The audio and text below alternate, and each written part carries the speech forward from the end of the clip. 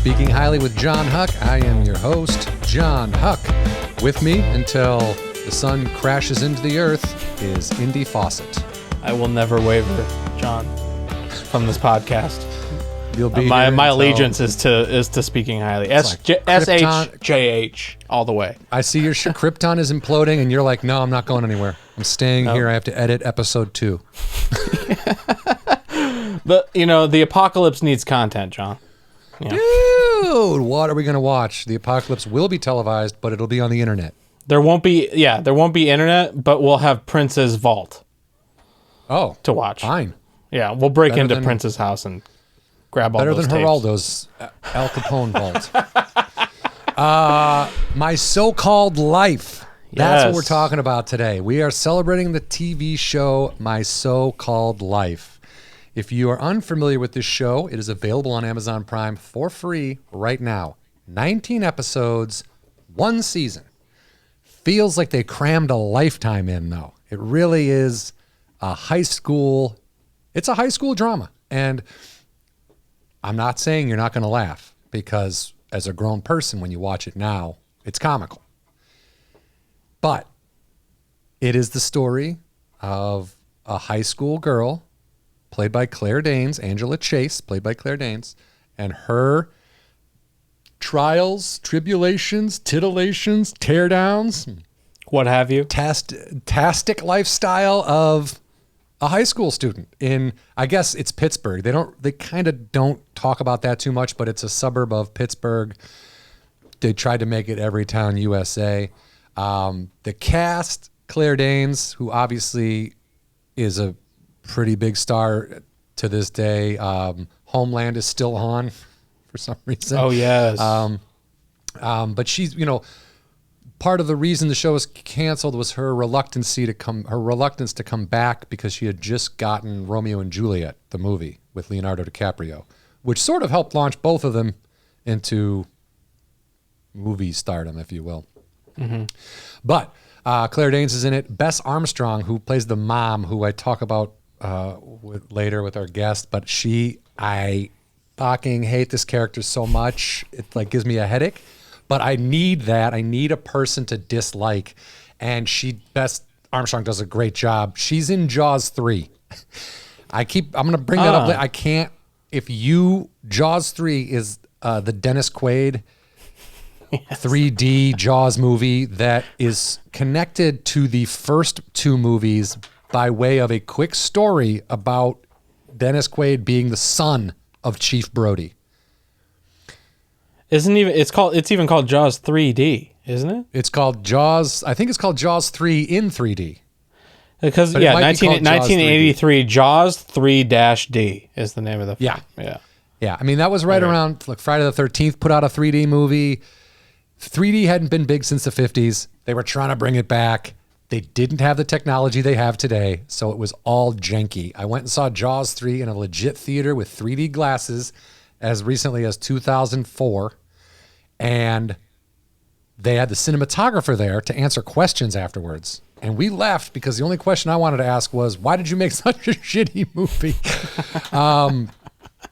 It wasn't even good in 3D. It wasn't, I don't know, I can't really. The only positive about Jaws 3 is that it's hilarious. It's Jaws 3, and it's in 3D. Those are the funniest things. But they were taking a known moneymaker and sensationalizing it way past where it deserved to go. Right? Yes. Yeah.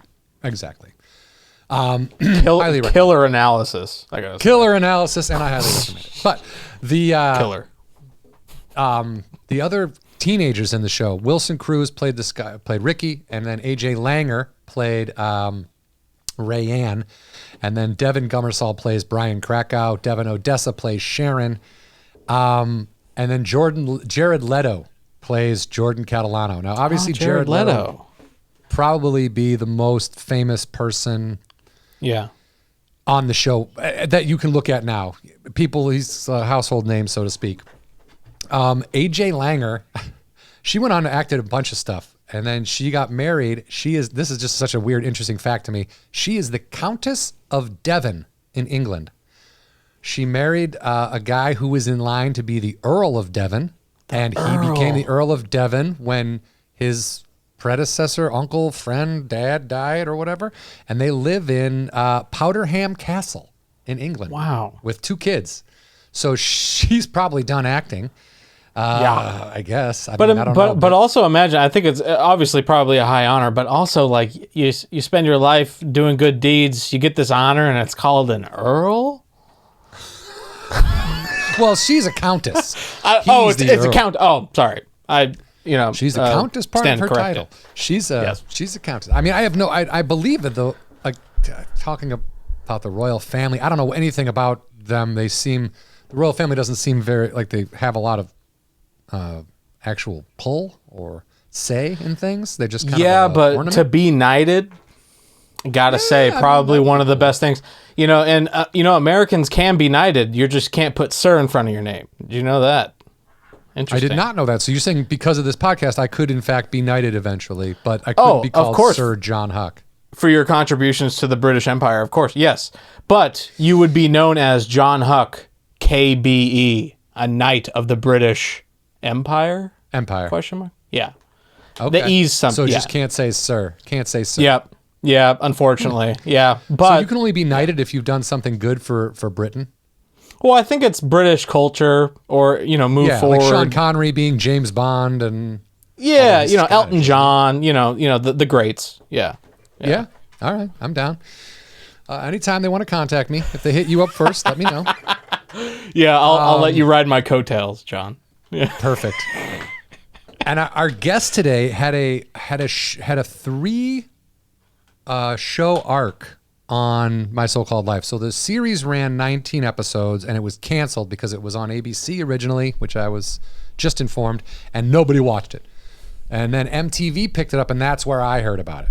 When in 1994, I had just started college, and I had a professor who talked highly of the show for reasons I'll get into later. But our guest today is Senta Moses Mikan. Sorry, I want to say her full name. I've known her for a while. We're from the same town in Illinois.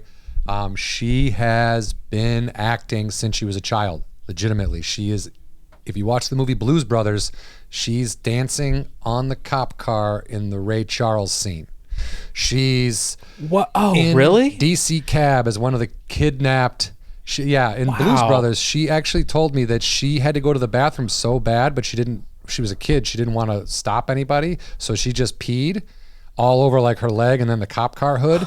And she said, John Belushi came over and said, don't worry about it. Whoa. Holy shit, man. That's awesome. What we know now probably is that John Belushi's like, don't worry about it. I just took a shit in my pants back there. So no one gives a fuck. Who cares? Yeah, he took the blame. Yeah. No, it was he just her, and she did that. She did DC Cab, which was, again, for me, such a huge movie as a kid to know someone who was from my town went on to be an actor. It was the first time you thought that was even a thing that could happen, what? And if you want to hear, we did do a good in-depth talk with Senta on the Hollywood Anonymous podcast, where she goes more into being a child actor. And because she's one of these kind of rare, she's been acting consistently since she was a child, and she's not an alcoholic. She's not a drug user. She's not, she's married to a fine human being. She's not like a problem person in any She's an upstanding citizen. Yeah.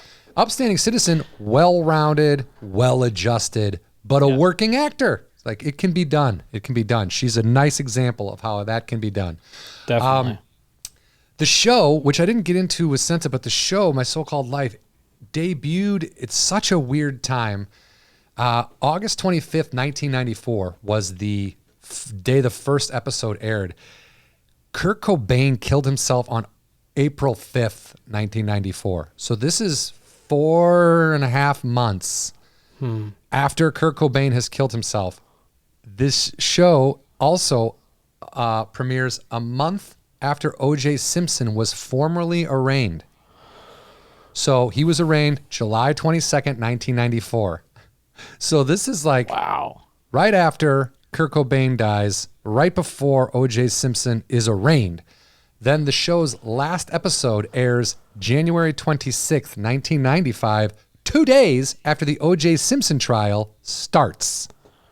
Yeah, you're not going to have good luck with the ratings. The show didn't last as long as the O.J. Simpson trial. Wow. But again, interestingly, like you're talking about, My So-Called Life is on ABC. People were glued to the O.J. thing. They were glued to it. It was the most polarizing. We, as a society, had looked at O.J. Simpson as one of the good guys for nothing short of a small eternity. And then it was being presented to us that those were not the facts, Jack. And it was crazy. This is just an offshoot because it's an interesting story. I was going to college in northern Wisconsin in 1994. I had a lot of friends who would, during the summer, when we would all go get our summer jobs or go back home or whatever, they would go up to Alaska. They'd work on fishing boats. So they'd work at canneries. They'd work, so they were, and this was pre-real internet. We could send emails. That's all we really knew. So this kid I know is up on this fishing boat in Alaska all summer. The OJ thing happens over the summer. He comes back. I'll never forget the look on this dude's face. He shows up at my house. I just got back into town where the semester's starting up or whatever. And he comes over and he's like, "Hey, man." I go, "Oh, hey, you're back. What's going on? How was Alaska?" He's like, "Hey, I just heard the craziest thing. I heard that the O.J. Simpson football player guy, did he murder somebody?" And it was literally all anyone had talked about in my life for fucking 6 months or 3 months or whatever it was. And this dude had legitimately no idea. It was crazy. Yeah. Wow. It was crazy. Because when I go, "Yeah, dude, it looks like he killed 2 people. One of them's his ex-wife." And he was just like, No. The guy who does Hertz commercials? And I was like, O.J. Simpson. Like, we all saw this dude as an untouchable, athletic guy who was amicable and funny and in Naked Gun. We're getting way off the topic. We're doing like O.J. Simpson show now. But My So-Called Life came out at a very interesting time. And that could have had something to do with poor ratings, but also ABC airing a teenage drama. ABC didn't have the audience for it. So when it was canceled, MTV bought it and started rerunning it. And that is really, it gave it its second life, I guess, if you will. That's when most people saw the show, was on MTV.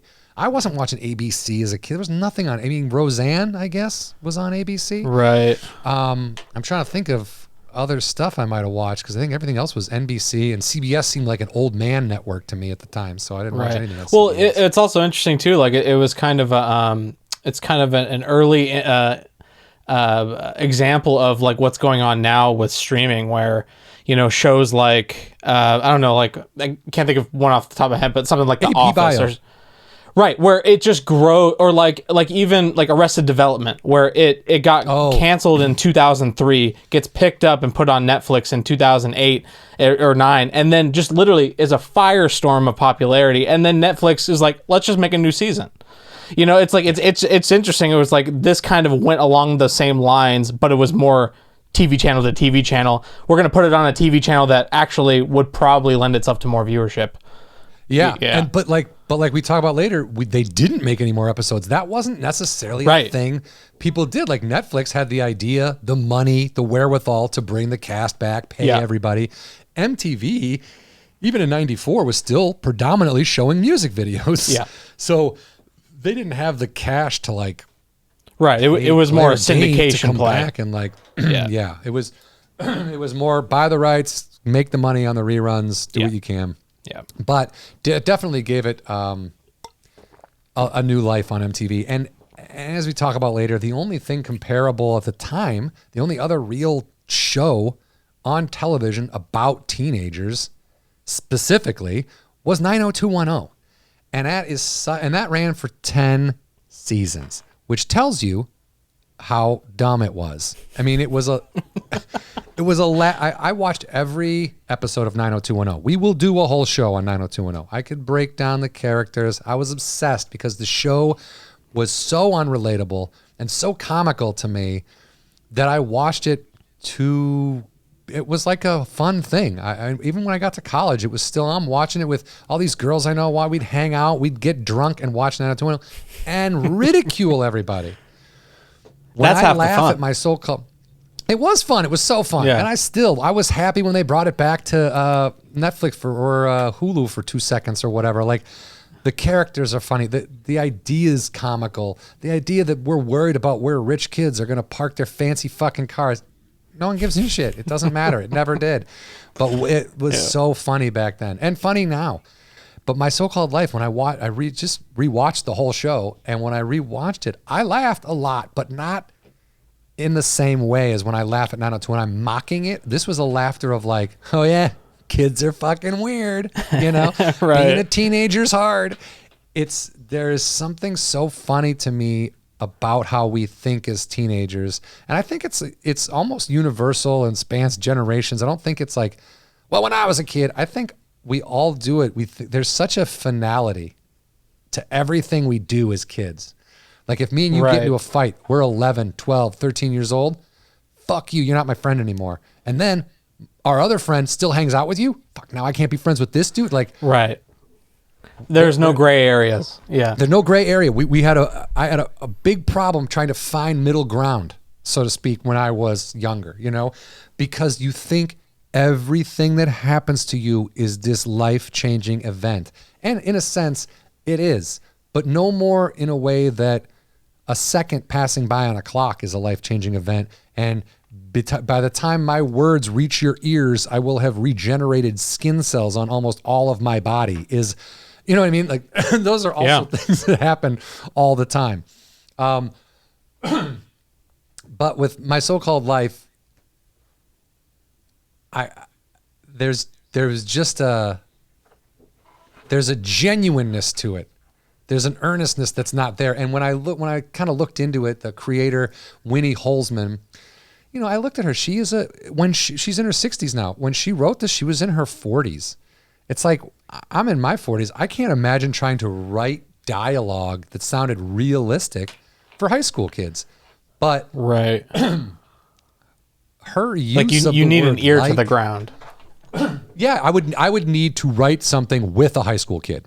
Yeah. So that when I pitched out an idea, that kid could go, dude, nobody does that anymore. Hell or no. That's not how it works. Or, you know, but with her, and again, Senta, we talk about, she had a 3-episode arc, but such an important arc.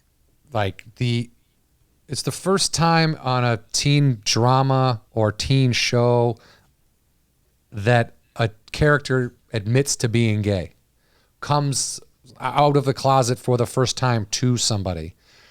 That was not something you ever saw on TV. Nobody talked about it. Yes. Was I aware there were gay people? Sure. But like I talk about later, it was, that person's gay like I'm straight. There's no big deal. There shouldn't be an issue. I'm not seeing the bigger picture of this not being an acceptable thing, right, and why it might not be acceptable, or the awkwardness this person feels having to tell people this, or not feeling like their family. It was just one of those things that didn't kind of come into play for me until I was older and understood, had a little bit more life experience and saw how other people lived. But like I said, this chick Winnie Holzman wrote for teenagers. And it was so funny. I didn't think anything about the dialogue until an English professor who got me into poetry. She made me. I took a poetry class. I said, I hate poetry. She looked up and said, you find a fucking poet. She was like, I'm going to get you. Well, she was kind of annoyed. She was like, you're going to like what a stupid, shitty, stereotypical, fucking bearded white asshole thing to say. It was like, she's like, find a poet. Find one poet you like. Find one poem you like that poet. And I was like, and I walked out of the classroom, and 2 days later, somebody handed me a book by Charles Bukowski. And I was like, oh, poetry can be weird and angry and drunk and mean. Yeah. And I fell in love with it. Now, of course, Charles Bukowski, I get it. It's very remedial in terms of, oh, you like poetry? I'm a Bukowski fan. Like people would, I get how that would, but that led me to Wendell Berry. That led me to, you know, different poetry, better poetry. I don't know how you want to say it, but like it broadened my horizons. And I thought you were going to roll in there with Axl Rose lyrics, you know? Like, this is real poetry, y'all. Oh yeah, and actually that's probably what I did say. Something like, "Look, I like Robert Plant's really nice." Halen. Yeah, Led Zeppelin writes good poetry. Yeah. Pink Floyd is genius. Didn't mean to derail. But the dialogue was, no, that's fine. That's fine. The whole thing, this whole podcast is the giant derailing of everything. I think. I know. All we're doing is derailing from thinking about real life. Yeah, that's true. But when you talk like high school, that's how they spoke. Like this chick had kids in high school. She made it a point to go out of her way to learn and have someone, like, she worked at it. It reads and sounds so legit. And it's silly. It's dumb. They say dumb things, but they're kids. Kids are dumb. They haven't lived. They don't have life experience, and they think they know everything. I can say that because I was a kid, and that's how I felt. Yeah. I feel like well, it's also like it's almost, it's like a historical moment, right? Like is my internet cut out? Am I okay here? I can see you. Can you hear me? Okay.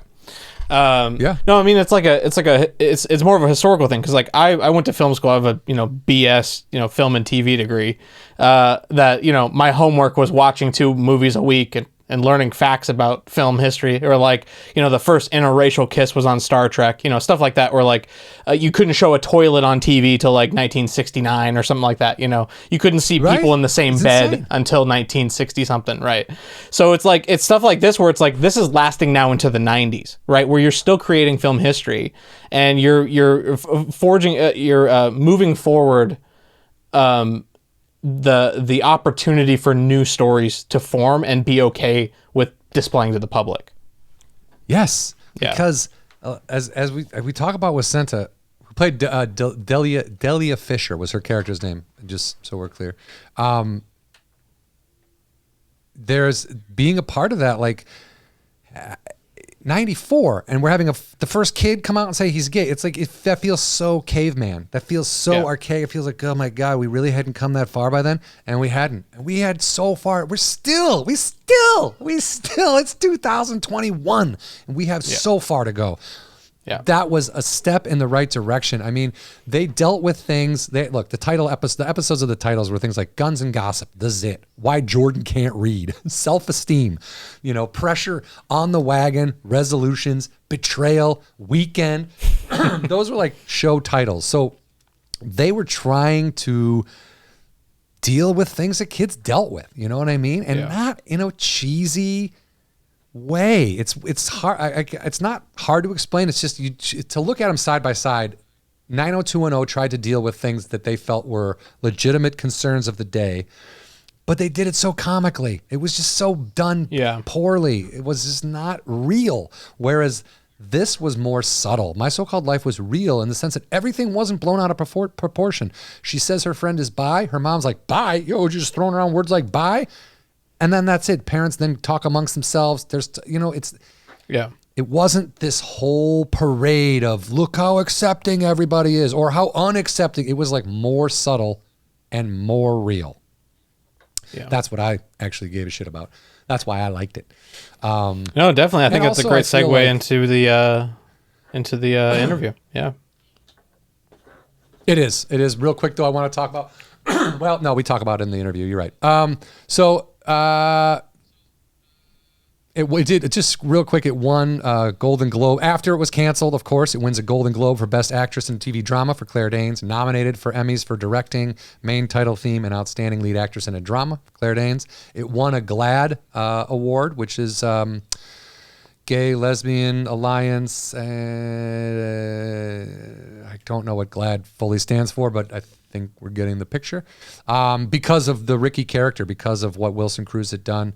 And it was a first teen drama that didn't read like an after school special. That was the beauty of it. You weren't being preached to. You weren't having lessons shoved down your throat. You were seeing these kids live, and it felt real. Yeah. And we're going to talk with our guest, Senta Moses Mikan, who again has been a working actress since she was a child and had a really important, this kind of speaks to my theory, not theory. I believe there are no small roles. I think when you have a show like this, every character helps drive the story. And because Claire Danes was only in high school, was too young, or was young at the time, she was on a kid's work permit. She couldn't be on set for very long.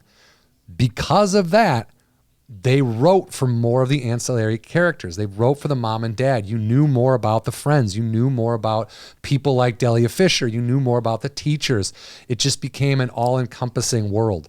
And again, I can't speak to how great I think it is. I think they did a great job. I think it's an important show.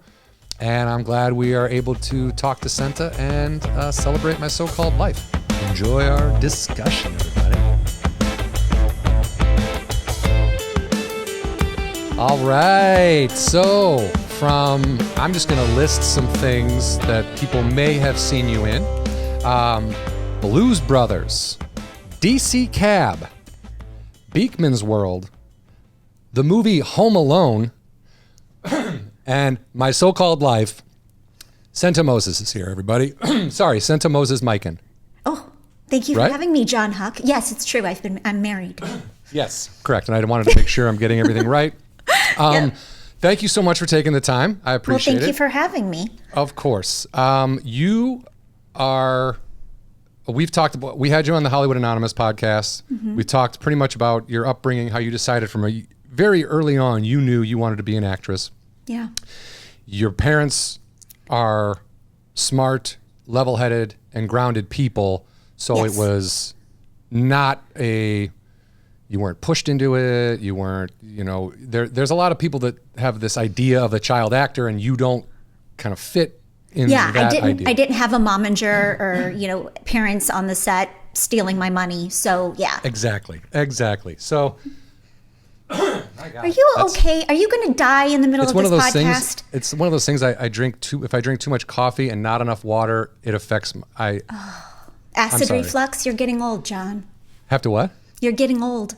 Yeah, well. It's acid reflux backing up on you. Yes, that is exactly probably what it is. But we also talk about how we are from the same hometown, and you kind of are the person who we looked at even as kids when you were in DC Cab. We were amazed. We were amazed that someone we knew could be in movies. It was fascinating. I'd still talk to my friends about it today. But and then I want to say quickly, because I don't think we spoke about it, but I recently rewatched Home Alone for the first time since it came out. Same. I did an interview before Christmas and I was like, oh crap, I don't remember the movie. So I watched it. So you don't watch it every year? Oh no, I watch A Christmas Story. For me, it's all about A Christmas Story. That's how it has been for me as well. And I've always kind of thought that Home Alone was for a generation under me, if that makes sense. Because 93, I was graduating high school. I was like, I'm not a kid anymore. I'm cool. I'm an adult. And I felt like my wife's a little younger. That was like right in her wheelhouse. But then I rewatched it, and holy shit, if that movie doesn't hold up so well, I think that makes sense to me now that why it's a Christmas classic, because I'll watch that movie every year now. It really holds up well. It's done well. It's written well. It's funny. It's got heart. Catherine O'Hara, John Hurd, John Candy's in the end, right? Yes, he's in it. I literally just talked with somebody about John Candy. That's so weird. He is, I guess, was a wonderful human being to work with. I would imagine he was, by all accounts. Yeah. But we are here to talk about My So-Called Life. Yes. Which I recently took the week. It's on Amazon Prime. Okay. And I rewatched every episode. I had not seen it since it came out. And when I did, I remember seeing a few episodes and not thinking too much of it. Thinking, okay, I'm out of high school. This is for people in high school. Yeah. And then an English professor I had, Cynthia Belmont, was like, is anyone watching My So-Called Life? And I was like, what a weird question to ask in like a poetry class. And yet she's the hippest person you know. She, unbeknownst to me, was like, she nailed it. She goes, I go, no, why would I watch that? I'm an adult man. Like, I don't have any. And she's like, the writing, they nail it. They nail what high school kids sound like. They nail the more I thought about her words to me in that class and like rewatching it, It's so true. Like, and all of that was in the script. Like the lines, the and the likes and the pauses, like it was all in there, which is amazing. Yeah. So, what was her name? Winnie Holzman. Winnie Holzman, who created the show. Yeah. As in her, late 30s, early 40s, is writing for teenage kids. She had a teenage daughter, and she also made a point of talking a lot to the cast and getting input from them and asking them questions. And that's true for all of the writers and the producers. They were very involved with the teenagers around them. So I think that played into it as well. But yeah, I mean, I should send you one of the scripts because it's incredible. Like all of the uhs and the likes and the pauses and any like weird sentences that like start and then don't finish and then go somewhere else. Like that's all in there.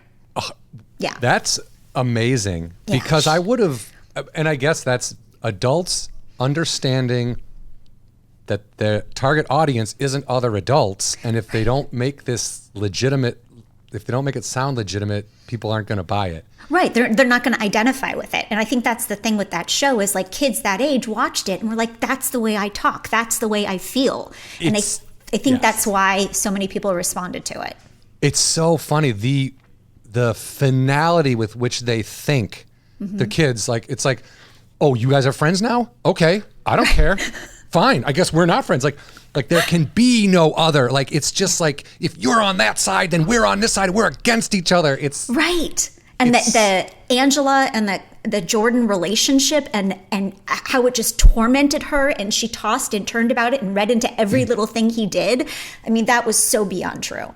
Yeah. So beyond. It really is. It was really well done. I mean, how did you, and also I want to point out, as we were watching the show, Nicole was like, I don't understand. Like, she remembers you when we first hung out. She was like, I know her. She's on My So-Called Life. And I was like, oh, fuck, I watched that show. I didn't know that. Yeah. So, but Nicole had a vision of you being on the show almost in its entirety. I wasn't. I was in 3 episodes. Which I think speaks to how important your little arc was, if that makes sense. Like within the show, which was 19 episodes and canceled. Right. It was canceled on ABC after 19 episodes, and then MTV picked it up later, and that's really where it got its cult following, is because it was on MTV, because nobody watched it on ABC at all. I did not even know it was on ABC. Yeah. I only saw it on MTV, which is why I was so confused as to why they would cancel it. And if it got such a big up at MTV, they should have. Yeah, I think that was maybe something they didn't do back then, where if a show was with a network initially and then got picked up with a cable or streaming or whatever, they didn't add additional episodes. It was like you just purchased the season that was and you aired the season that was. So I think that's why. Yeah, one, that's probably cheaper. Oh, yes. Than paying everyone to come back. And two, it might have been could have been a rights thing, or maybe just something nobody thought of. I mean, I remember when Grounded for Life, that TV show went from Fox or went from NBC to Fox or something like that. And it was like, it had been canceled. Family Guy did that. It was canceled and then picked up somewhere else, and Futurama did the same thing. And it's more of a common thing now to do, but you're right. Back then it was like, buy it as is, that's it. Right. And I think, I personally believe that My So-Called Life was a bit ahead of its time. Like, it was a bit too true and too real, which is why people weren't necessarily watching it. Like, it had this like slow burn to it. And, it's very different from the stuff that's on TV now, or even the stuff that was on back then, which is also why I think people still remember it. It was kind of a unique little blip on TV history. The only teen drama at that time that I can really remember is 90210. Right. And that was there to be mocked. That was not there to relate to. Yeah. There was no I didn't go to school when I was 15, 16 years old and wonder if I was going to have to valet my vet or if I was going to have David Silver drive it home. Well, I didn't have to. I mean, I went to high school in Wheaton, Illinois initially. And where did you go? I went to Wheaton Central. There we go. So yeah. We're in the same boat. Nobody had those cars around us. There was no those type of champagne problems. Yes, their problems are like, my dad doesn't love me, so he gave me $10,000, and now I'm going to start doing cocaine. It's like, dude, what? That's what you're doing? it was unrelatable. I didn't see that show as something that was like, oh, I'm just like Steve Sanders. There was none of that. It was comedy, and I think you're right. I think by just I'm just really struck by the dialogue. And now that you're telling me it's in there, because to me, I can imagine that, like a director saying, okay, and give it the high school thing, and because if you did a word count on those 19 episodes, you'd be in the hundreds of thousands with the word like and whatever. Yeah. Right. And that's absolutely right. And, I think that was part of what was so easy for me about being Delia Fisher, is that it was all in the script. Like, everything I needed to do was in the script. And if I just stuck to it and let Winnie guide the way, and Todd Holland, who directed the first episode that I did, it was kind of foolproof. It was just, it was all there. And I learned after the fact that my character was actually based on Winnie Holzman as a teenager.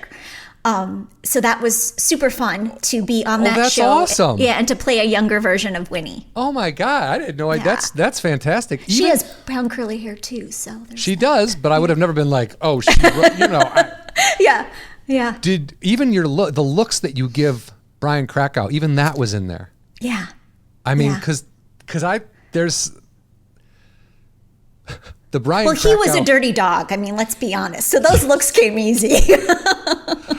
I will say, and I'm not, this isn't 100%, but if I had to pick a character that I relate with the most, it would be Brian Krakow. Oh, and this podcast interview is over. No, because people would call me on my shit if I was like, I think I'm like Jared Leto. Like, that's ridiculous. You'd be getting emails all day long. Really, look in a mirror, buddy. But I just think with this, the high school, the angst, liking a girl who doesn't like you back, and she likes the cooler kid, and you can't compete with that. All you have is like, you're smart or you're funny, but that's not enough. Yeah, and that triangle of like the best friend that you're in love with that loves someone else, like that. You don't want to lose her as a friend, but you also don't want to see her with this guy. So every action you do, everything. And everything she does, you read into. Yeah. She's like, she clearly really loves me because she's spending all this time with me, The maddest I got is when she asked if she could come with you guys to the dance. Oh, yeah. And instead of him going, yeah, okay, he breaks it off with your character and then goes with her, who is only there to go see somebody else. He was just her ride.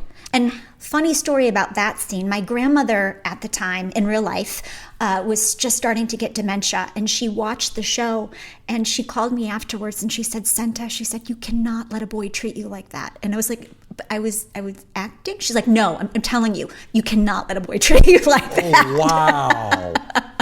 Yeah, she's Italian, so I mean, yeah. She's giving you a life lesson. Life lesson. I mean, that's kind of sad, but also speaks to your acting. Right. Yeah, she believed it. She did not doubt it for a second. No. She did not doubt it for a second. What was the audition process for? It was very typical in that I went to a pre-read with Jeff Greenberg, the casting director, who went on to cast everything. Modern Family. I mean, he's like, that name is at the end of just about everything. Sitcom you watch these days. Yeah. Brilliant man, brilliant eye, kind soul. Big fan. So I pre-read with him, and then I went back and had a producer call, and in the room was Winnie Holzman, Todd Holland, the director. I think Scott Winnett, one of the producers, was there too, and then Jeff Greenberg. And I just, read the two scenes. The audition scenes were the scene where he breaks up with me at the Big Guy Burger. That was the second one we did. And I think the first scene was that initial meeting with him when I'm with Sharon, but I can't remember certainly. And afterwards, Winnie just looked at me and she said, that was a wonderful reading. And I said, thank you. And I walked out, like every actor in Hollywood, you go, thank you very much. And you walk out the door and you just, completely analyze it in your car for hours. I was just going to say, if you tried to tell me you let it go after that, I'd be like, that is not like every actor in Hollywood. John, there is no letting it go. Even to this day, 20 some odd years later, there's no letting it go. I do my best acting in the car on the way home. Dude. Yes. Every time. Yeah. Every time. And now it's after I have 1,000 tries. Right. I do it on my own. I'll do as many takes as I take. I get one. I do it. Oh, that's it. I send it. Yeah. As soon as I send it, I'm like, or I could have done it like this. I know. See, that's the problem with the self-tape is like they've now got that new extra element of self-doubt where you've got, 15 takes and you got to pick the best one and you send it and you're like, no, it should have been take number 7. How did I mess this up? How did I mess this up? Yes. But that's very, you do that. You, as actors, that people audition and it can seem, oh, this is just like an audition I had the other day. It's the same thing. There's the director, there's the producer, here's the camera, this is what I say, these are my lines. And then you leave and you're like, I am an idiot. I fucked that up so bad. I know. That's so true. That's so true. So I had that feeling with it. And then, a couple days later, I got the call. And at the time, it was just one episode. It was just Life of Brian. And when I was on set, they were so wonderful. Like they immediately made me feel like family and welcomed me in. And I had such a great time. And Winnie being Winnie, I've told the story before, but she came up to me and she said, how are you doing? Are you having fun? And I said, I'm having a great time. And I said, I have to tell you, I have the biggest crush on Wilson Cruz. And I know that he's gay, but I have a crush on him. And like weeks later, it was an episode. But I would like to say probably one of the most important episodes of the entire series because it's the only time that he comes out and says, I'm gay. Yeah. And I just want to say I feel so blessed to have been in that scene and part of that moment because I know what it means and meant to so many, young gay men and women. And I feel so lucky to have been a part of it. More than Claire Danes or any other character on that show, his character is a reason that I think the show is, they didn't play him. He wasn't stereotypical. He wasn't like a flamboyant. He was like a high school kid who probably deep down understood that he was gay, but was fighting with it struggling with it, yeah. There were no other shows throwing around the words bisexual at the time. And when Claire Danes says he's bi, and the mom, who is my least favorite character, great actress, love Jaws 3. Yeah. Hate the mom. Hate the mom. She is so enraging to me. Is it because she nitpicks her husband? She nitpicks part of it. Yeah. But the explanation of who she is, the way they did that, she was the hot one in high school. She was the popular one in high school, and the husband knew her but was like the nerd. Yeah. That explains so much of her fucking behavior because but also how that affected Angela to have this mom who was the homecoming queen and now she's this awkward teen that doesn't really fit in anywhere. I mean, I thought that in itself was brilliant in terms of complicating Angela's path. And very real. Very real. It's almost like they took the typical rules, which would be, okay, husband, workaholic, wife, bored, gonna cheat on him because he's never around. Yeah. They reversed the roles of the parents, it seemed like, for the time. And I thought it worked, because again, I feel bad for him. He's just this guy who's trying to figure his way in life, Right. But in defense of her, the flowers on the wallpaper, they have to match up. John, I mean, you can't let something like that slide. I can't. Like, part of me wanted to watch that guy just go, all right, you know what, fuck it, and just tear down all the wallpaper and just have a fit and go, no, nobody gets wallpaper. No wallpaper anywhere. But the other part of me was kind of like, because I have a little bit of that OCD where I'm like, if you don't line those up, dude, I'm going to stare at that every time I walk in the room. Right. I understand. That's a very it's complicated. It's complicated. But that also might be an age thing, watching it, in our 40s now. It's like certain things that the parents did that I didn't understand 20 years ago. I'm now like, I kind of get it. But also, are you putting up any wallpaper? Are people still wallpapering anything? It's such a bizarre thing. Yeah. So yeah, that again, a very, I don't know, pinnacle, important really episode important of television episode. Of that whole series. In my and they, you know, they did deal with things that were realistic, and they did it in a fairly realistic manner instead of having it be the dad is going to cheat and it's a secretary and it's a thing and it's a full-blown affair.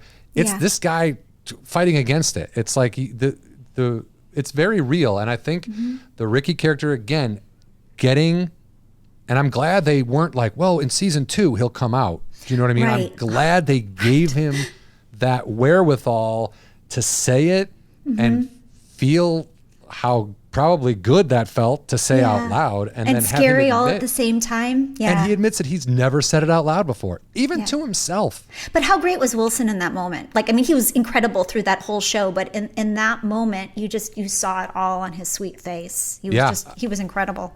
Yeah, that's a role that I look at and I'm like, man, I hope that guy is doing okay, because he's doing great. Well, yes, career, but I know like that doesn't just come out of nowhere. You pull from who you are, and when you're doing something like that, that had to be just emotional in general. And I'm sure at that point he'd probably been out and was.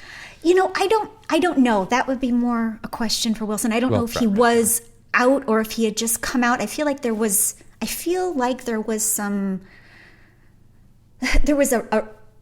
a recent event or something that happened in his life that, you know, was kind of not the same as what was happening on the show, but I think he was probably struggling. And also, when you think of the fact that that was over 25 years ago, and, you know, coming out as gay now is very different than it was coming out as gay 25 years ago. So I'm sure that there was a lot of truth. And I equate it to going to Europe before cell phones or ATMs. If you were an American, there's no system in place to help you. Right. There's no understanding of what you might need when you're there. Whereas now you go over there, you have an internet, you can still reach your home, you get ATM, you can get money wired. Whereas coming out as gay in the 90s, you could have just been left out to dry. You could have been left on your own. Whereas now there's more of a system in place that even if your family rejects you, or even if people you care about somehow reject you, or for whatever reason reject you, you can call people, you can go to certain places. And I'm not saying that's the answer or it's a be-all, end-all, but I agree that we are much farther along than we were in the 90s, because, you know, in the 90s, if someone said they were gay, I was just like, okay. And I assumed that just meant they were gay like I was straight and that everything was fine. Yeah, but I didn't walk down the street with people going, look at this fucking straight guy over here. Like I never dealt with any of that. So seeing it on TV like that and at that time, very important in my opinion. I think so too. I think so too. I mean, I'm sure that it's still very challenging to this day for teenagers to come out. Yeah. And it's just the more that they can see on TV and film people that are like them, I think that's really important, you know, to just really show, like, even with like the Black Lives Matter movement, seeing more TV and film with black leads, and, you know, the more that people see who they are on the screen, the better it'll be. When did you, because I am 100% in agreement with that, and it's one of those things that it wasn't until, and I don't want to say recently, but within the last couple of years when I really started thinking about the difference that someone who's not me might have. Like growing up, I saw people that looked like me all the time on TV. That was all there was straight white dudes all over the place. Some redheads, some not, but like that was hardly the point. Whereas there were people that never saw anybody like them for years, for decades. Like you didn't see black people in a McDonald's commercial. You didn't see gay people do anything on TV. It was, and I just, that only recently set in to me be something that matters, like really matters, that if you don't see anyone that looks like you playing a professional sport, your thoughts are, I'm probably never going to be able to play this Well, sport. especially as a young kid, when you're, developing and trying to figure out what you want to be and what you want to do in your life, for sure. Yeah. Yeah. I mean, I'm getting, as a character actress, I'm excited to now see character actresses in leads, because for most of my life, it hasn't been the case. They cast the young ingenue in the leads, and then people that look like me or have more unique qualities about them end up being like the best friend or the assistant. And it isn't until more recent years that you're seeing women of all different weights and ages and looks leading a film, having a story, having their story told. And I think, not to compare what I go through to Black people or gay people in any way, but I'm saying that, I understand that the importance to have everybody up there on the TV screen and the film screen to really just make sure that everyone feels part of it. Yeah, because again, there's enough room for everybody. There are all movie making and television making is storytelling. There are endless amounts of stories for people sure. of all across the board, and that to say that there's not room for anybody is completely that's horseshit. Yeah, I agree. When you call yourself a character actress, I do even think about that, because I definitely consider myself a character actor. But when I say that, I'm like, I'm a guy who could pop in and go, "Hey, farts," and then pop right out, and everyone goes, "Hey, who's the fart guy?" Yeah, that's great. But I don't. I guess I don't see it because my so-called life was a drama. Right. I laugh now when I watch it because I'm laughing at teenagers and the way you used to think. And literally thinking like, oh yeah, I can see why you'd think that, because that's what I would have thought when I was that old. And we were all idiots, but we thought we knew everything. If I could go back and do one thing to myself, it would be kick myself in the face and say, dude, you're dumb. Know that you have to learn because you don't know anything. Right. What was my point? You started off saying it's interesting to hear you say you're a character actress. Oh yeah. But when I see it in a drama, like I get it. I don't know. I guess like you say, that just means more of like not the stereotypical lead. Right. When you're looking at the poster, the person that's front and center probably doesn't look like me. But the person who's off there holding all the holding books exactly. That's my briefcase zone. opening, like the third wheel in a love triangle. That's me. But I think again, that's just that also proves one. Like we are starting to see more people like that take leads. There's you get like people like Adie Bryant who are leading films and brilliant, amazing and so good and more entertaining for me to see someone that looks like somebody I know. Does that make sense? Like, oh, it totally does. Yeah, it's easier to identify with them because you're like, I know that person. I've met her. I've hung out with her. We've had a conversation about how shitty that guy is. Like, it just feels more real. You know? Does. And I think putting that into reach for people is important. And I think it will lead to better storytelling and better movies and TV and in the long run. Yeah, I hope so. I mean, it's been getting pretty good. I mean, there's been stuff, and granted, I've watched a crap load in the last 10 months. Way more than I ever have before. Right, but there is some really good TV out there and really good film out there, and that's exciting to me, and very different stories that I'd never heard. And that's part of the education too, is when you're watching these stories told by people that haven't necessarily told their stories, or let me rephrase that, haven't been able to tell their stories before, you learn and you grow as a person. It's Are we talking about The Watchmen? Oh my gosh. Because I watched that and then Googled the Tulsa Massacre was like, what? Right. I mean, I fangirled Regina King for years, but just, oh my gosh, that show was incredible. That show would not have been able to be made like that in 1994. No, or which 2000 or 2004, sucks. Yeah. which sucks. Yeah. Except that because of the technology we have now, that show looked so good. Oh, it was so good. Did you read the graphic novel? I did not. I saw the movie. Okay. Don't get me started on the movie. I did not care for The it. show was excellent. We're show- gonna go with the positive on your podcast, John. The show was excellent. And all I'll say about the movie is I don't need that much blue dick ever, anywhere on a screen, ever. I don't think anybody does. But the show was so good and so well done. But it's like that, and then what's the 13th, did you watch that documentary? that documentary is I mean, I had so many moments like that over the last year where I was just like, wait, what?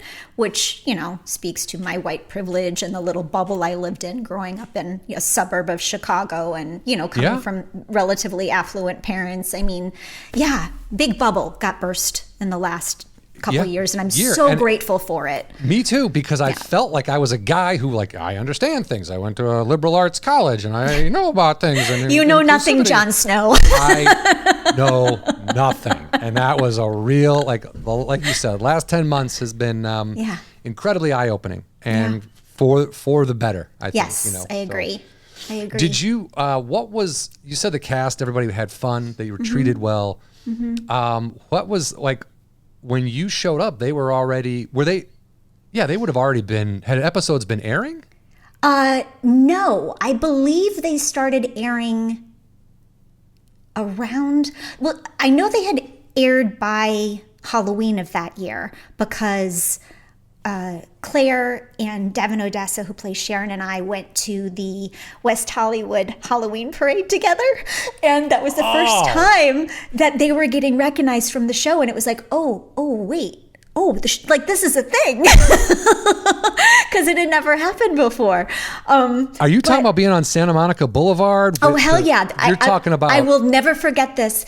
This group of men were dressed as the Disney bitches, and they had this one guy was dressed as Ursula, and he had these 12-foot satin tentacles, and it was the most incredible costume parade I've ever seen in my life. It was. We were there. Google that. We were there. Look at clips on YouTube. The West Hollywood Santa Monica Boulevard Halloween parade is stunning. Like nothing else. Right. It's so insane. The three of us went together because we wanted to do something on Halloween, and we were, hanging out, and we went, and that was a crazy night for sure, for so many reasons. Did you have an episode that had aired yet, or the show? No, because you were later on. The show had just started airing, but my episode, I think Life of Brian was maybe 14 or 15. It was definitely in the later half of the season. It was deep in there. Yeah. But you obviously hit it off with Claire Danes and Odessa. Devin. Mm-hmm. Devin Odessa? She played Sharon. Yes. And who were the best friends fighting on again? Are you friends? We're not friends. Oh, so dramatic. But so high school. But I believe it. You're you really do think this is a be all end all. It was so great. But so you obviously hit it off with them. You guys are hanging out. Was that the general feeling? The cast, everybody was just... Yeah, I mean, I think so. Those two girls were the ones that I hung out with the most offset. But the makeup trailer was very loving and warm and fun. And I remember listening to music and lighting candles and just hanging out with people. And, Wilson and I got close because before we shot the dance sequence in Life of Brian, we had dance rehearsals with a choreographer who was actually Mickey Rourke's son, Michael Rourke. What? Yeah, I know. Thank you. I totally geeked out when I found that out. That's crazy. Yeah. So he was our dance choreographer. So Wilson and I spent a ton of time together. And then, we had a bunch of scenes together. So we hung out a bit. But yeah, it was just, it was a family. It was a lovely group of people, and everybody was...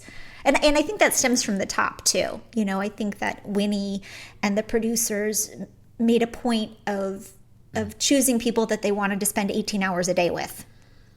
Which I cannot stress enough is not just important, but I think more and more people are doing that.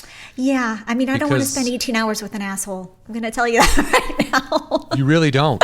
No. But in any line of work, right, much less in a line of work where it's shoot for 5 minutes, now go stand with this asshole for another 40 minutes while we relight and change the cameras.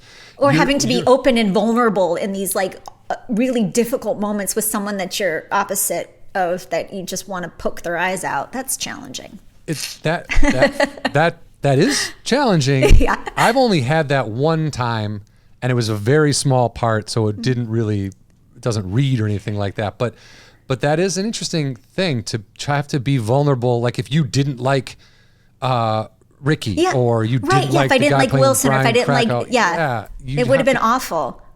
Yeah, you still do it because it's your job and that's what they're paying you for, but it's just not fun at that point. It's work. Exactly. I mean, that's when you start getting paid to act. Like Ed Zwick actually on the show My So-Called Life gave me the best piece of advice I've ever gotten. He said, as an actor, you get paid to wait and you act for your own enjoyment. And I have taken those words to heart and, gone on with my career with those in my mind. It's so true. Because when you're acting, that's what you love to do. That's playtime, right? And then if you're sitting in your trailer for 6 hours, well, you know what? That's what you're paid to do. You're paid to be at their beck and call when they need you. So I say very similar when people find out, you do stand up or whatever, and they're like, oh my God, so that's great. You only work 1 hour a night? And it's like, no, I work all day traveling, taking flights, booking flights, writing jokes, and then I have fun for an hour a day doing the stand-up. There's the grind and then there's the playtime. Yeah, the reward doesn't feel like work. It's like, oh, finally I get to do this, Right. And that's the same with acting. You do all that other stuff, early calls, and for me, prosthetics and whatever they're, and I did one commercial. It was like 2.5 hours of prosthetics, and the producers walked in and they go, oh, and the Grinch had just come out, and they go, well, now you know how Jim Carrey feels. I'm like, oh my gosh, you guys are going to pay me $20 million? I do know how Jim Carrey feels. And they kind of just fired. No, they just kind of like, and then they left. I'm like, it's not the same thing, idiots. Right? Yeah. It was very funny though, but you were also a little bit older. Yeah, I was in high school. I think I was 19 or 20 when I shot Life of Brian. My brain, as I gotten older, is kind of Swiss cheese. But yeah, I think I was 19 or 20. So I was a bit older than Claire, and Devin was closer to my age. I wasn't in high school. I was in college when I shot it. Okay. Yeah, I was at USC. Oh yeah, that's right. That's where you went, right? Yeah. Was anybody else on the show going to college? Not that I know of. Okay. I just wasn't sure. I mean, because I guess they shot it out here if you were going to. It was actually shot on Tennessee Avenue over in West LA. They had like this, it wasn't even a sound stage. It was like this big empty building. It was an office building that they converted to a sound stage and built all the sets there. And Wow. And then there were a couple exterior shots at the high school, but yeah. But so most of that was on a stage, huh? Mm-hmm. Yeah. That's crazy. I mean, movie magic, right? It's so dumb because I'm like, I've worked on a show that was set at a house that was on a stage. Right. The outside is on a stage, the inside is all stage, and I've seen it with my own eyes. I know how it works. But when I watch My So-Called Life or shows that do that, I don't think that's a set. That's a set because everyone's really good at what they do. They're very good. Yes. Our production designer was killer. I would have thought that was a house, and they were like, "We're going to be here for 19 episodes. Let's get a house." Like, let's build it ourselves. Fuck it. It's easier. When the show wasn't, were you surprised when the show was canceled? I wouldn't say surprised. We kind of had a feeling that it might be coming because the ratings were so bad. So there was this sort of sense of, it didn't get canceled right away. They did that thing where they kept us in suspense for a bit. Yeah. So when we wrapped, it was kind of like, well, we don't really know if we'll see each other, for next season, but hope we do. But when there's bad ratings, it's kind of inevitable. You know what's going to happen. We were just really lucky that it had the second life on MTV. Otherwise, it very possibly could have just gone into a drawer somewhere and no one would have seen it. Which would have been. Honestly, would have been really tragic because And not in a sense that like we all couldn't survive or I would not have food, but just in the sense that like a lot of shows have been made since then that have done that, attempted to show teenagers how teenagers are. Yeah. And that was really, that kind of laid the groundwork for realism. Just as an adult, listening to the dialogue, you want to slap some of these kids because let's go, I like. Right. My favorite but that's is, the way you talk as a my kid, favorite right? Is, why are you like that? Why are you like this? Like what? Like the way you are. What? You're just angry at it because you've said it. I'm sure I've thought it. Yeah, for sure. I love the moment. I actually, when you asked me to be on the podcast, I went back and watched Life of Brian out of fear that my brain would, just completely malfunction during the interview process. And I still love that moment where Brian says, I don't make plans. I just like whatever to happen. And Claire's like, that's the dumbest thing I've ever heard. And then Jared says it. And she's like, yeah, she's already, totally. Yeah, I think it's reversed. I think Jared says it first. And he says it first. She's like, yeah. And then he says it later and she's like, that's the dumbest thing I've ever heard. I know. But that is how the teenager, that's the teenage mind. Fickle nature, yeah. If my mom or dad gave me sound advice when I was a teenager, I was like, you're a fucking idiot. Right. But if my friend, 4 bong rips in, is like, dude, you know what you need to do? I'm like, Dad is genius. You're a genius. Like, and it could have been the same. It's just like. Yeah. It's where it's coming from. I don't want to say kids are dumb, but when I say that, I just mean they're still evolving. They're learning. We go. Look at the positive spin on it. Figure it out. They're in process, Jon. I mean, look, if my so-called life did one thing for me, it made me not want teenage children ever. Oh boy, yeah. So one of my friends had a little girl, I guess 6 years ago now, and after she had her, she said the first thing I thought is, oh my God, she's going to hate me when she's 12. Yeah, that's what I say to my brother's wife about their kid. She's like, I sent a picture of her as a baby. She's like 3 or 4 now. And man, I miss that baby. I go, you're really going to miss this baby when she's 13 telling you to piss off because she can't stand you. Exactly. Slamming the door in your face. And she knows that's going to happen because that's what she did to her mom. Right. It's like a circle of life. But that really is how did you feel about that mother-daughter relationship on that show as being fairly legit? Like it was very legit, and in hindsight now, in watching it, it even becomes more legit because I'm aware of what I was like as a teenager. Now being past my teenage years, I can see just the stupidity and the drama and just, the angst. And so, you see that and you relate to it.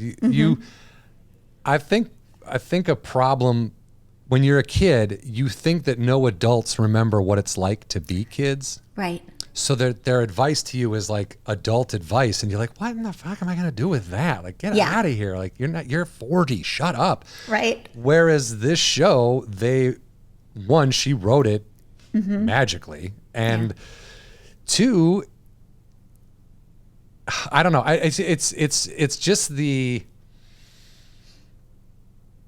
I don't know. I'm having a hard time articulating it, but I can only imagine that if Winnie pulled the storyline of me having a crush on Wilson from having a conversation with me, I would imagine that she was very involved with all of her actors. They all were. So I think, but that says to me how brilliant Winnie is that she listens and she watches and she observes, and that's where great stories come from, the truth. Like nothing is more endearing and entertaining, and you get absorbed in the truth. Like if it's not true, you turn it off immediately because you can't identify it. You don't get it. But authenticity is key. Yeah. Thank you for the word help there. My brain was like, what? But I just saw something about a marketing thing, and it was like, perfection is out.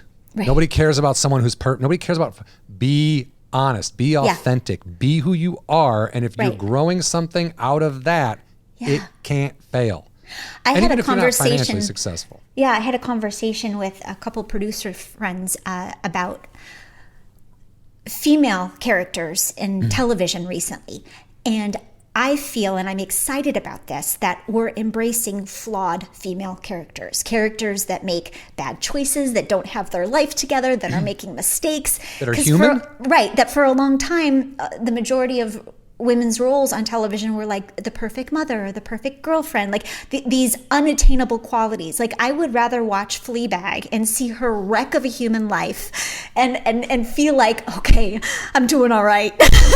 You know? Something to compare it to. Look and go, God, at least I didn't do that. Like or I did that and I'm not alone, you know? I'm not the only one. Not that I did what Fleabag, but you know what I'm saying? Like she seems nice. She's not. Right. My parents might be listening to this. So yeah, but it's like you want flawed characters. You want real characters. You want human characters that have complexities. And that is so much more interesting, especially in the last, 5 years with women on TV and film. I'm really excited about it. I hope it continues. Even men too.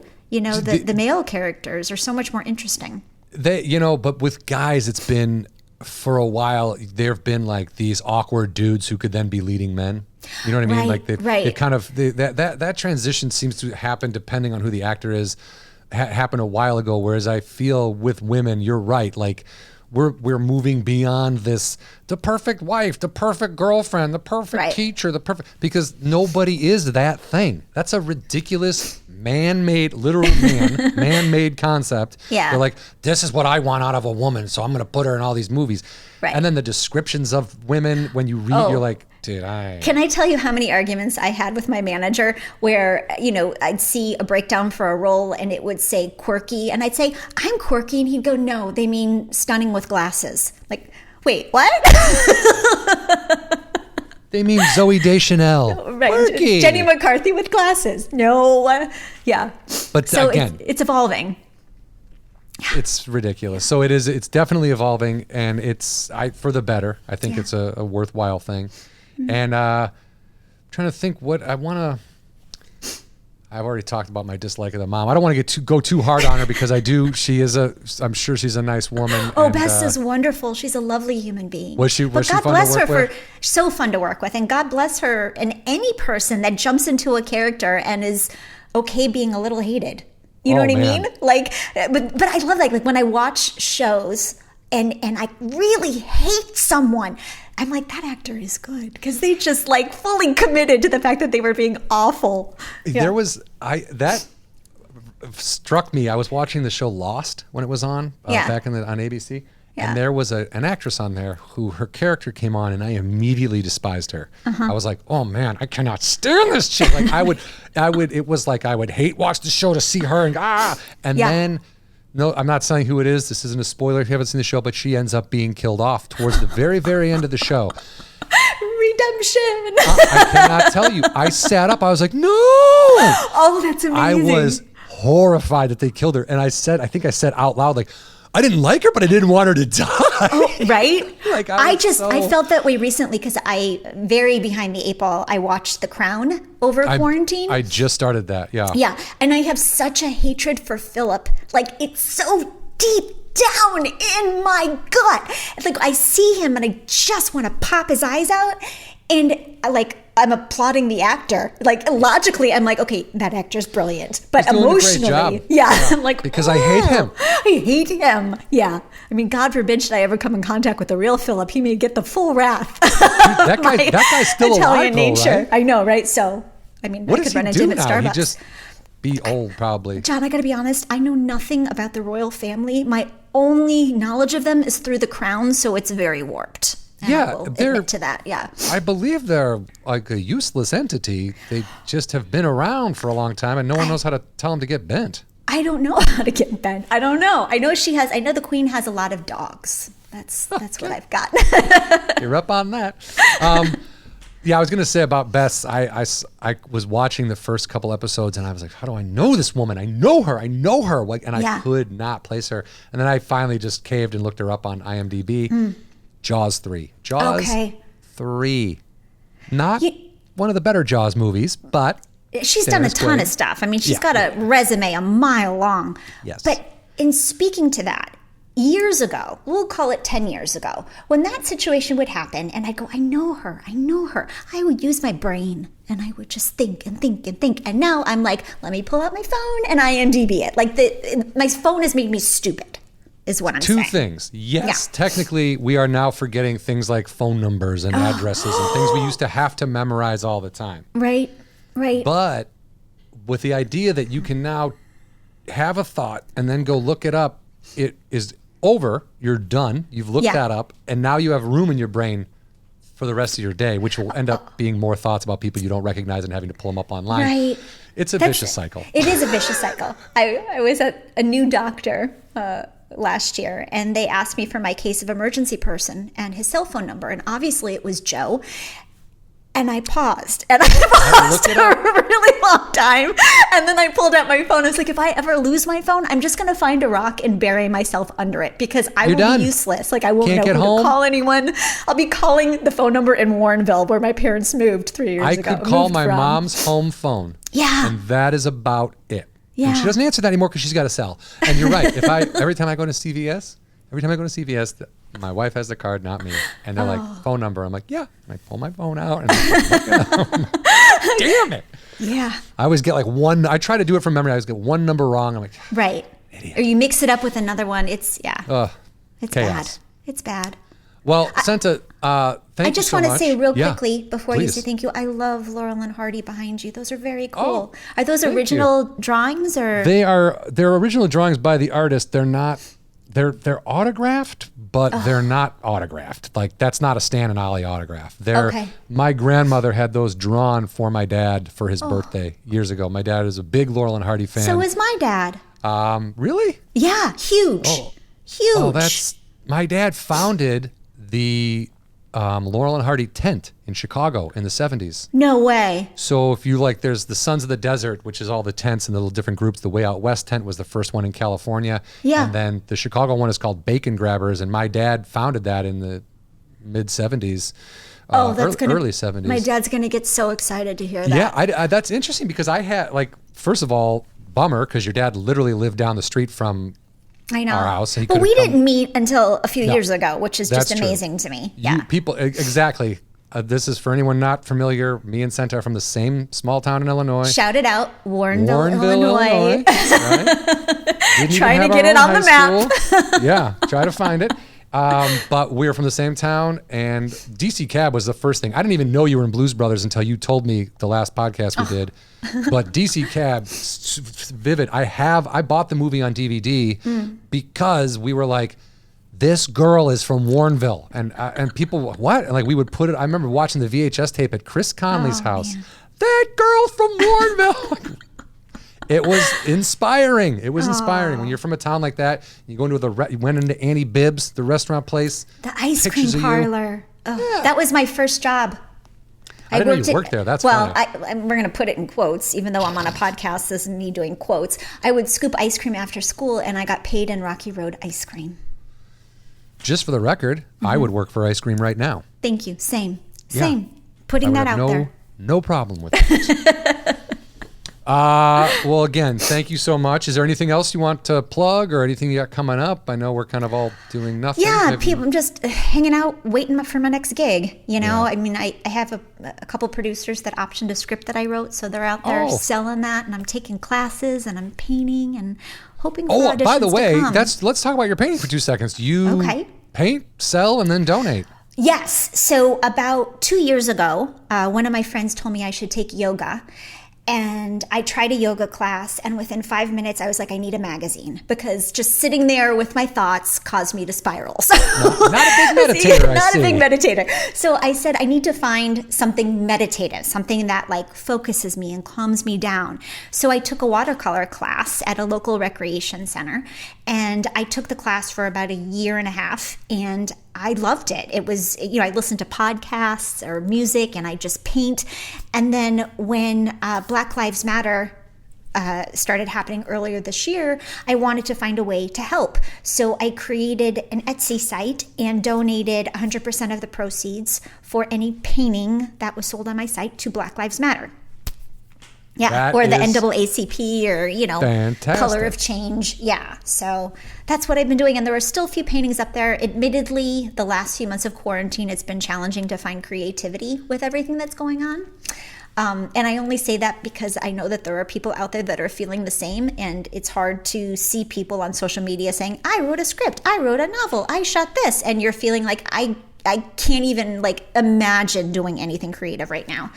So I haven't painted in a while, but eventually it'll come back. I think once everything settles down and we get rid of anxiety, it'll be better. I think the funniest thing I've said this entire quarantine pandemic, if you will. Mm-hmm. The other day I woke up, was the 6th of January. I woke up and I was like, I literally said out loud to myself, I'm going to get some writing done today. And then my friend... So it's your fault. 3 minutes later, my friend texts me, have you seen this? A bunch of Hank Hills are storming the Capitol. And I was like, what? And that was it. I didn't write a thing all day. I was on the Twitter and news and just For sure. Doom scrolling. There is an interesting, at the beginning, I was like, I painted some pictures. I was doing, I wrote a thing. I wrote a kid's show. I did all this. It was a real motivated time. And now it's slowly taking its toll on me where I'm like, I don't if I wasn't doing this podcast is forcing me to, and even though it's not work, I'm like, I have to watch My So-Called Life. It feels like you're doing work. Yeah. Yeah. It's mental. It's a mental thing.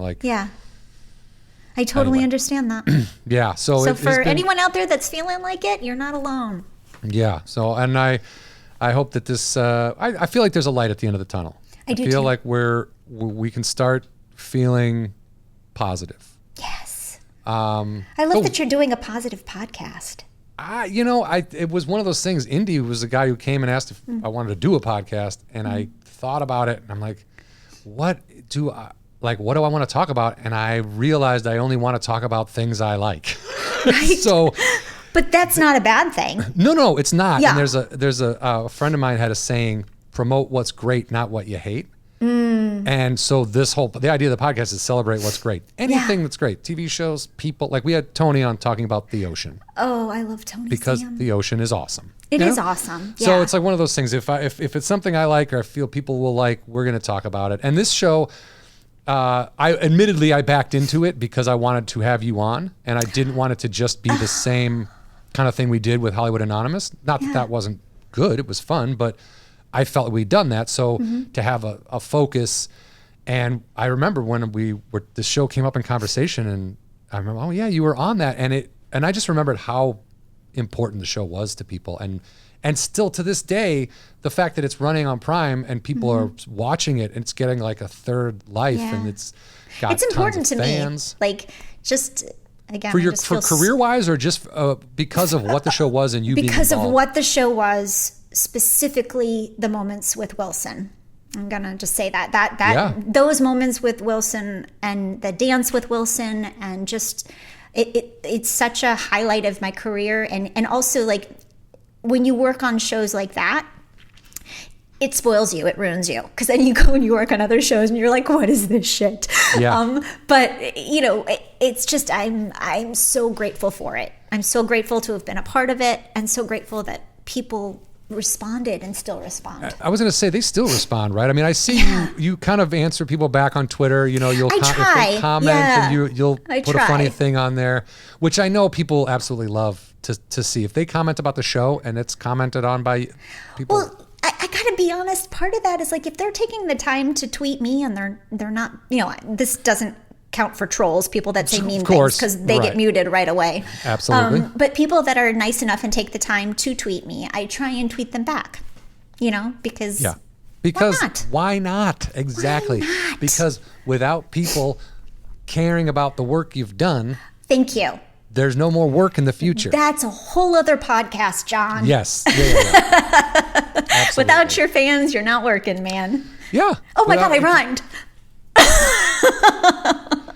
Without your fan, you're not working, man. There it is. I'm going to get a bumper sticker. Well, Senta, thank you so much. We'll put up a link to your Etsy site when we do this. So if you want to just email that to me or let me have it, and then we can, if people want to buy a painting. Yeah, it gets donated to charity. Yeah, there you go. And again, check out DC Cab. Watch Home Alone. These are movies Senta is in, and they are classic movies. They're worth it. And again, My So-Called Life is on Amazon Prime. You can watch it if you have Amazon Prime for free. Yeah. I highly recommend it. I think it's on ABC too. I think ABC.com has it too. Yeah. Oh, okay. ABC.com. Look at that. Why not, right? They're probably experiencing more people watching it now than ever before. I know. Oh, but it's worth it. I mean, I'm a 40-plus-year-old man, and I enjoyed the shit out of it. You know what I mean? It takes you back to high school, and it was an important show for its time. And we're glad it got made, and thank you so much for taking the time to talk to us about it. Thank you for talking to me, Jon. Absolutely. Warrenville. All right. Thank you, Senta. Tell Joe I said hi. I will. All right. Bye. All right. That was Senta Moses, guys, talking My So-Called Life. Huh? Pretty fantastic stuff. Yeah. Great show. She's a great human being and an awesome, amazing actor. I'd say check out her IMDb and look up everything she's done. But that was My So-Called Life. Again, Amazon Prime. Check it out. Worthwhile show. Thank you so much for tuning in this week. My Instagram is @JON_HUCK. My Twitter is @JONHUCK. Indy? Yes. I'm @Indy Fawcett on the Instagrams. So thank y'all for the follow. Awesome. They're not. All right, guys. They're not. They're not following me either. Don't worry about it. They watch this. They listen. That's all we care about. Yeah. Just hit the like and the subscribe. You're not. Smash that like button. Guys, thank you so much. Y'all. Thank you so much for listening. We'll see you next week.